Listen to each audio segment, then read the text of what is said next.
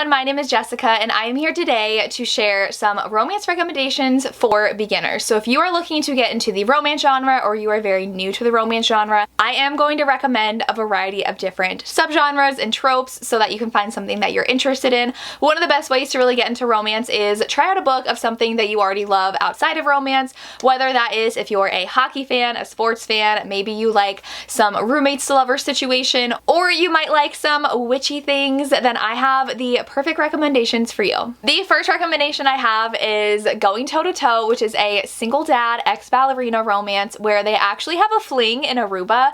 So they meet on this trip and have a 7-day vacation fling where they're just trying to have fun. They both have a lot going on in their lives. They don't think it's gonna lead anywhere. And then little do they know, the hero walks in with his daughter for ballet lessons and the heroine is her new dance teacher. So they have to be around each other a lot. They end up falling in love. So if you do like a single dad romance and a fling turned more, check out this one. The next recommendation I have is for people who might like a romance abroad, and that is Never Date a Roommate. This one is about our heroine who ends up moving to Denmark. She's actually a game developer. She really wants a promotion from them, so she wants to show them that she's really putting down roots, which means maybe having a significant other, which she does not have. So she sees this guy who is a Viking lookalike, and she wants to convince him to be her roommate and possibly something more. And they both have an end goal in common though. They want to take down their mutual tech nemesis, so the hero would get something out of dating her being successful in her company and getting her promotion, because that would take down the people that they hate the most. They end up fake dating and lines blur though as they grow closer. The hero though has been burned in the past by having a relationship with a roommate, so he is like, absolutely no,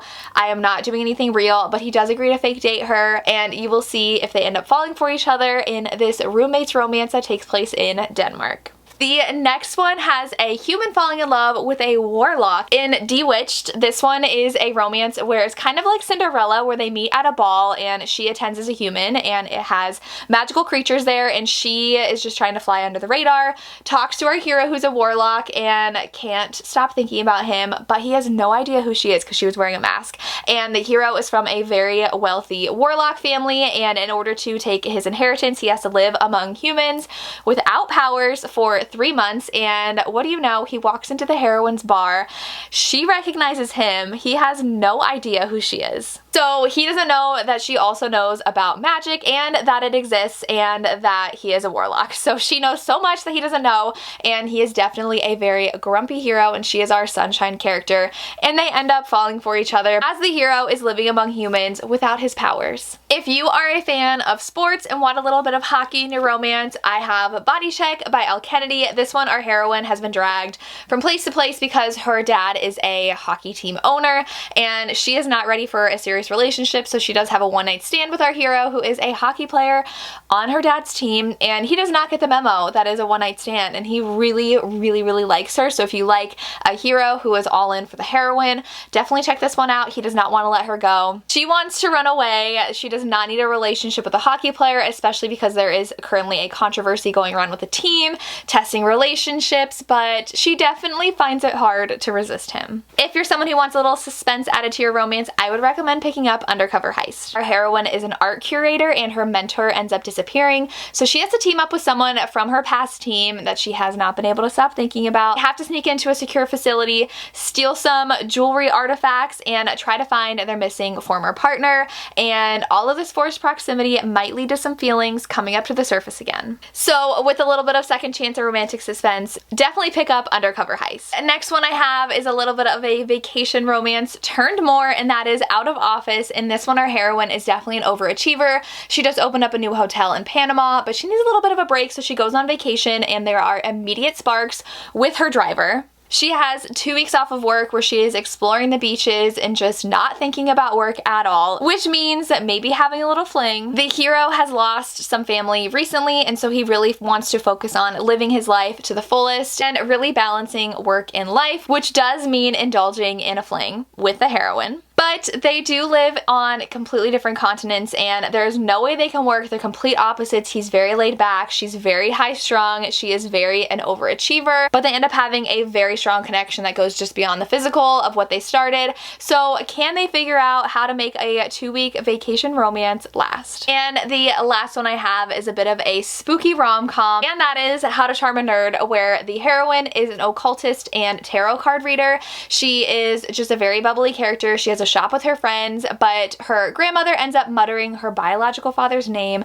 So she asks this guy for help who she's been kind of having some vibes with, and he is a giant nerd, and he ends up helping her, and he has had to hide a lot of his passions from his very athletic family, but they end up spending a lot more time together, start falling for each other, realizing that their passions really do align and that they are really starting to enjoy each other. So they have a few Dungeons and Dragons campaigns, some spooky season fun, and some steamy times together, but there are some skeletons in the closet. They might not be able to escape some things that are haunting them from their past. So for this one, if you want a romance perfect for spooky season, try out How to Charm a Nerd. And those are 7 romances that are all quite different, but also have some really great romance stories inside. There is something for everyone in this stack of romances. Harlequin does have a guide to romance genres if you want a little bit of more help in trying to decide what would be the perfect romance for you to pick up. You can find things like contemporary romance, inspirational romance, romantic suspense,